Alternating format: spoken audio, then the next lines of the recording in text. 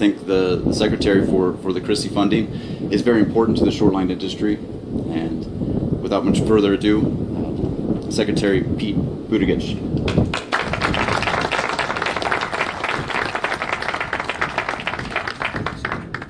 Well, thanks very much, Casey, and I want to thank Cathcart for hosting us today, and I want to thank all of you for joining us. Thanks to Bruce Gillis for giving us an understanding of some of the economic potential that's unlocked by these good investments. And I want to recognize the federal delegation of Nebraska, particularly Senator Fisher, who couldn't be here today, but her vote for President Biden's bipartisan infrastructure law is directly responsible for the funding that we were able to celebrate around the country and pieces of good news like the good news that we are celebrating today. And we're so glad that there was not a lot of things happen on a bipartisan basis in Washington these days, but this did. A number of Republicans crossing the aisle to work with Democrats and President Biden to get that funding in place. And now we're bringing that funding out to get things done. I know we've got representatives of the state legislature. I appreciate you joining us, Lieutenant Governor. Honored to have you with us. Please bring my greetings to the governor, who I've enjoyed being in touch with as well and appreciate working with. And Mayor, you've got a lot to be proud of here. And your enthusiasm for this community is contagious. It speaks to me as a former mayor. I can only assume you arranged this perfect weather for us today. And you've made us feel right here at home. I do feel very at home, because if you get on I-80 and you go east about 800 miles and make 2 right turns, you come to the house I grew up in. And I know how important railroads are to the rise and fall of communities across America, and certainly across the American Midwest. And that's why it's so important for us to keep investing in them. That's why we're here to celebrate today's good news. Now, I mainly want to dwell on good news while we are here, but I do want to, I'd be remiss if I didn't have a word of warning as well, which is that with the progress that we're finally making on rail operations and rail safety, this progress is put at risk if extreme politicians shut down the government or get through major cuts that would slash infrastructure budgets. Just for rail alone, that could mean less hazardous material safety grants, fewer railroad safety inspections, delayed or stopped work on railway safety rules, and a lot more. So more important than ever that people get the job done in Washington so that everybody out here can keep doing the good work that they do every day. But again, I really want to focus on the progress that we are making and the good news that we're celebrating. I just had a chance just now to see the good work that goes on here, to see the skill that goes into this work, but also a sense of the challenges and the very real investment needs that this rail line and so many around the country share. This is a railway that is clearly so important to businesses and agricultural producers near here, connecting then to other lines that connect to the entire country. But these rails are old. There is long deferred maintenance that today's generation of workers and firms and operators has inherited. Some of the tracks don't have tie plates, which was common enough in the 19th century, but now we do things a different way.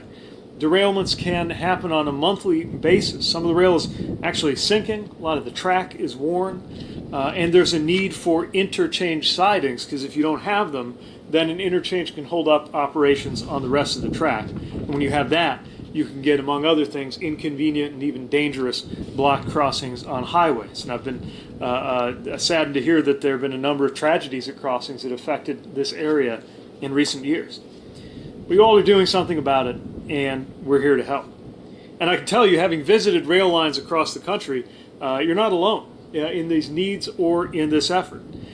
With regard to passenger rail, intercity passenger rail lags behind so many of our peer countries. And when it comes to freight rail safety, America has tolerated more than 1,000 derailments a year after year, for decades. Not long ago in North Platte in Nebraska, there was a rail car chemical fire that reminded us once again of the stakes of railroad safety. Residents, before the all clear was sounded, had the frightening experience of having to evacuate their homes. And we need to make sure that we speak to every community that wonders whether they might be the next to be affected by something like that. So how did we get here?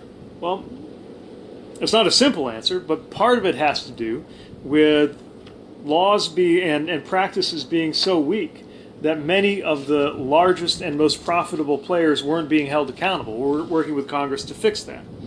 But another part of it is the simple fact that over about a half a century, America did not invest enough in rail. If you take last year, we ran the numbers on 2018, pretty typical year. Federal, state, and local governments collectively spent on rail about 1% of what they spent on roads. But we know the importance of rail is a lot more than 1% of the importance of roads.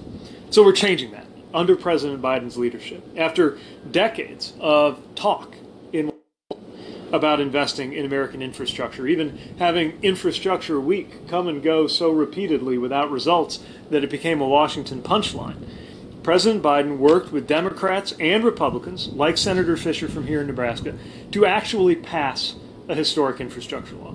And what's so exciting about being here today is that we are now putting the resources from that infrastructure law to work to make freight rail and passenger rail safer, more reliable, more efficient, and more resilient.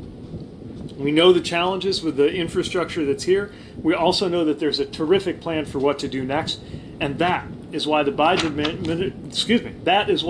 administration is so proud to award $15 million to upgrade the Cornhusker Railroad here.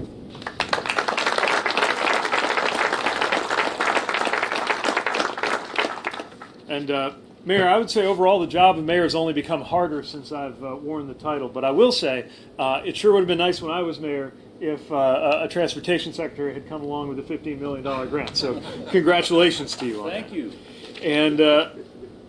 And the scope of this project hopefully demonstrates why it did well in what I should say was a very competitive process. This is a project that will surface new track, it will replace cross ties, it will build 2 interchange sidings of almost 10,000 feet, and construct a new rail repair facility protected from the elements so that work is not stopped by weather on the off chance that you have any days when the weather is not quite like it is here today. And all of that means safer operations, it means fewer derailments, it means fewer blocked railroad crossings. Also means more efficiency for people who move product along this line and count on it, like Nebraskans who ship recycled animal fats to here from a biodiesel refinery in Montana. And in addition to all that, it means jobs.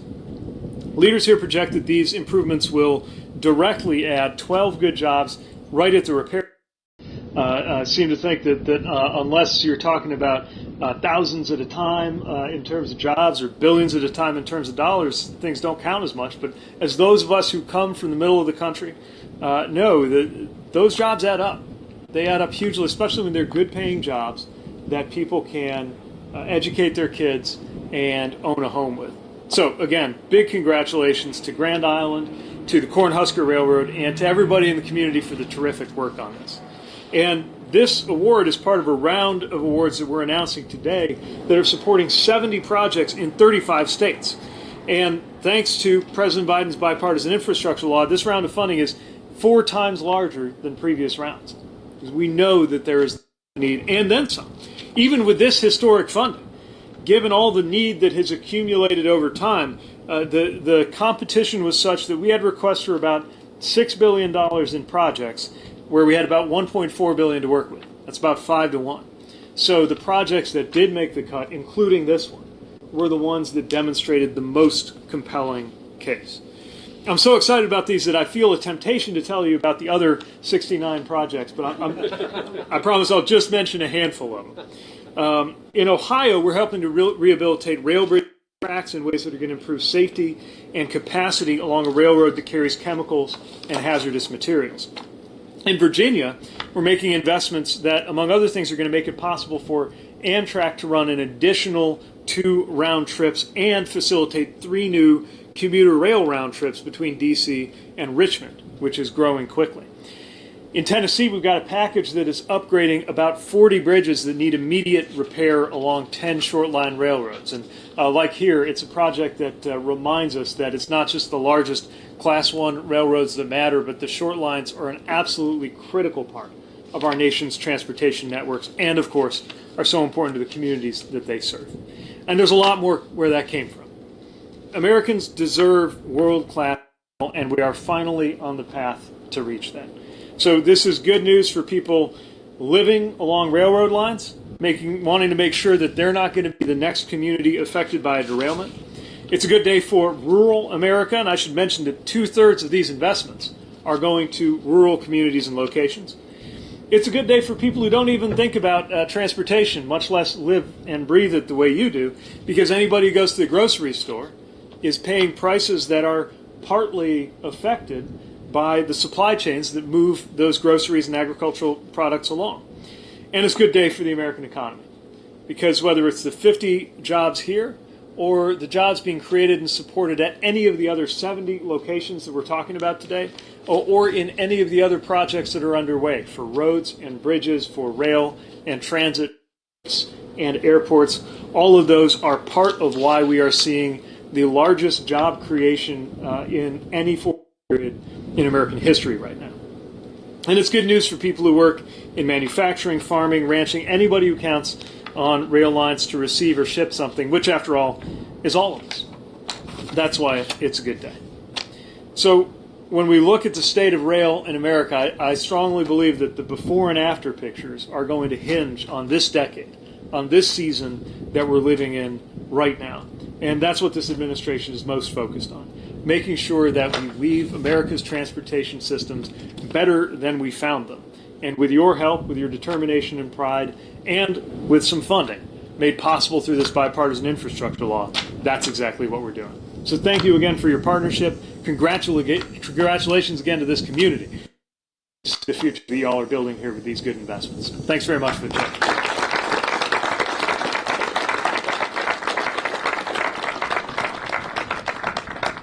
Thanks again.